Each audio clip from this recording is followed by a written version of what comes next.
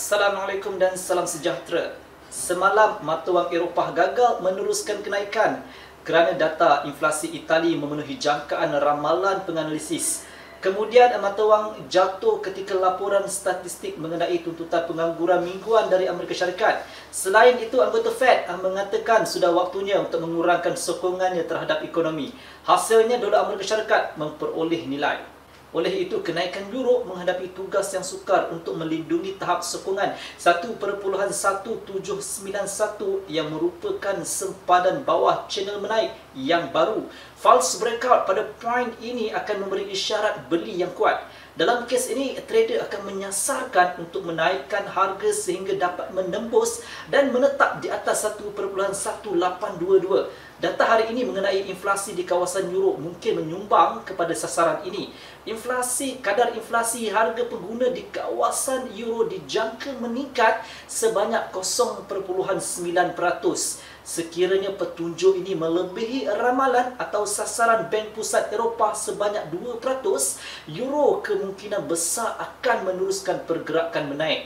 Walau bagaimanapun, pada separuh kedua hari ini, Amerika Syarikat akan melaporkan penjualan runcit.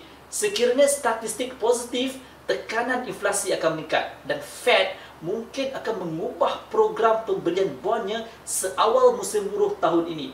Dengan latar belakang ini, dolar Amerika Syarikat cenderung membuat pergerakan menaik yang ketara. Selain itu, perlu diperhatikan indeks sentimen pengguna University Michigan. Angka yang lebih baik daripada dijangkakan juga akan menyokong dolar Amerika Syarikat. Dari sudut pandangan teknikal, jika harga menembus tahap 1.1822 atau membentuk false breakout pada 1.1797, pasangan euro dolar berpeluang untuk pulih ke tahap 1.1849 dan 1.1874. Sebelum ini, terdapat kemungkinan untuk membuka posisi jual pada pemulihan dengan tujuan untuk mendapatkan pembetulan intraday 15 sehingga ke 20 pips.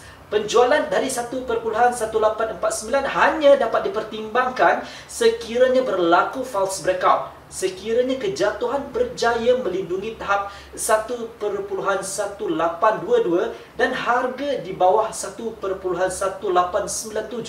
kemungkinan harga akan turun ke tahap 1.1773. Selanjutnya, data optimis mengenai penjualan runcit Amerika Syarikat akan menurunkan euro ke 1.1740.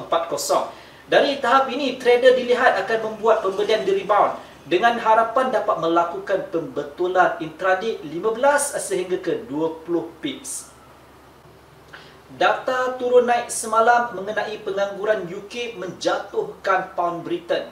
Kemudian anggota Bank of England menyatakan keprihatinan mengenai kadar inflasi di negara ini dengan menyatakan bahawa ada keperluan untuk mengambil langkah-langkah yang sesuai.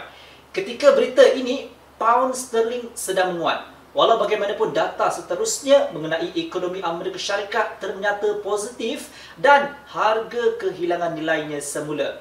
Hari ini, pasangan pound dolar terus diperdagangkan dalam julat sideways yang luas antara tanda 1.3802 dan 1.3896. Bulls diharapkan akan melakukan usaha yang besar untuk melindungi tahap sokongan 1.3827 dan 1.3802. False breakout pada tahap ini akan menghasilkan isyarat beli yang kuat. Dalam kes ini, Bulls akan cuba mengembalikan kawalan tahap 1.3862.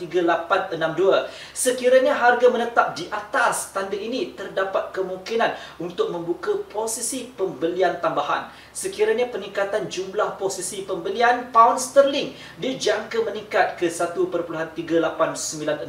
Dari tahap ini, peserta pasaran dilihat akan membuat penjualan di rebound dengan tujuan untuk mendapatkan pembetulan intraday sebanyak 25 sehingga ke 30 pips. Sekiranya bear berjaya melindungi 1.3862 atau harga menerobos dan menetap di bawah 1.3827, kemungkinan harga akan mendekati 1.3802.